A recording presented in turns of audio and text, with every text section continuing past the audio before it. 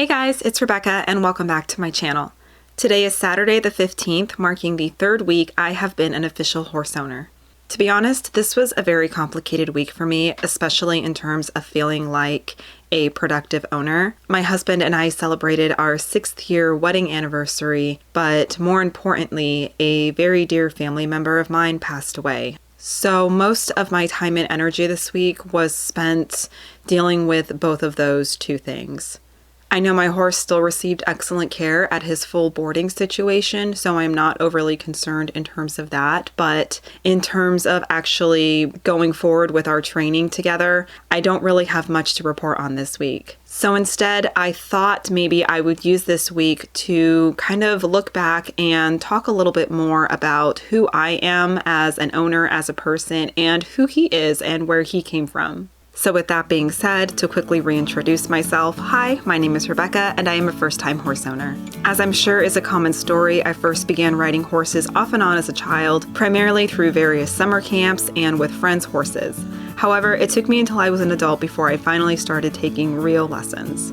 My passion for horses was rekindled after my husband booked us a trail ride for my birthday almost 2 years ago now. At this point, I hadn't been on a horse in absolute ages, but the horses at the ride were so gentle and well trained, and I fell completely in love. It wasn't long after that I knew I wanted to get back into riding, and a few months later, I started weekly lessons at a local barn. I ride Western, but not in any specific discipline. I do think at some point I would really enjoy dabbling in cowboy dressage as well as working equitation, but that is still a goal for the far future. I'm not the type of person that thrives off of competition, so for now, I want to keep my riding as low-key and as fun as possible. I'm very aware that my horse and riding experience is quite limited, and to many people, I have no business owning such a young horse. But my responsibility over him is not something I take lightly, and while I understand where those comments and concerns come from, I don't really know what I'm supposed to do with them. Do people expect me to just agree with them and suddenly turn around and sell my horse to someone more experienced? Am I supposed to give up and not even try? I have no grand illusion that my life is going to turn into your classic horse girl movie, that one day I'll just jump on his back and we'll go galloping across the field with a sudden deep understanding of one another. To be honest, I don't even have any immediate plans to ride him at all, and I'm not really sure when that will happen. I'm fully prepared to continue with professionals and more experienced equestrians until I'm where I need to be to handle him on my own. And even then, I know I'll continue to take lessons for the foreseeable future. Maybe that still sounds too idealistic for some people, and maybe in a few months I'll be completely eating my words. I don't know. What I do know is that I'm not in the business of adopting animals and then getting rid of them because they don't fit into my life. That's not their responsibility, it's mine, and unless I feel I'm in real legitimate danger or I am genuinely unable to meet his basic needs for a healthy life, selling him to someone else is not even on my radar. I've said it before and I'll say it again.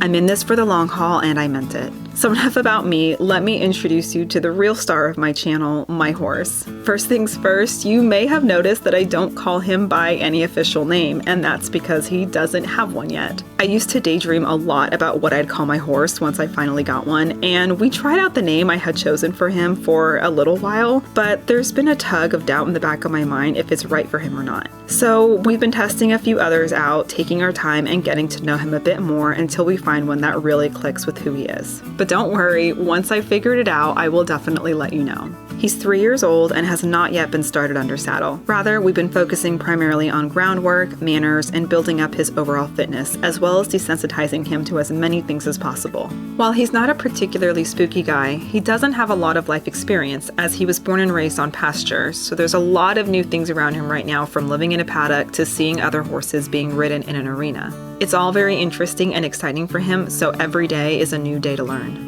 As it's probably pretty clear by my videos, he is a draft horse, more specifically a cross between a Gypsy Vanner and a Norwegian Fjord. Clearly he inherited his father's looks, but I'm hoping that as he continues to grow and learn, he'll display the steady mind and calm temperament known to both breeds. He's about 15 hands tall, though I've not officially measured him yet, and I'm honestly hoping he won't get much taller. As I mentioned, he was raised on pasture, and he was actually born in Canada, which I am not from. I am actually from the US, California specifically, so he has had a bit of a journey in making his way to me. Not only that, but in a few months, my husband and I are relocating to the East Coast, and of course we'll be bringing him along with us. So that's going to be a whole new adventure to get through. Once we've moved and settled into our new area sometime in the spring, he'll be just about 4 years old, and then we will begin the exciting and terrifying journey of getting him started under saddle. So that's a quick little intro to me and my big guy that I hope gives a little more insight into who we are and what I've got planned for the future. If there's anything specific you'd like to know or just would like to discuss, please don't be shy and feel free to leave a comment down below. I know this video is a little different than usual, but I hope you'd enjoyed it nonetheless, and I'll check in with you guys next week.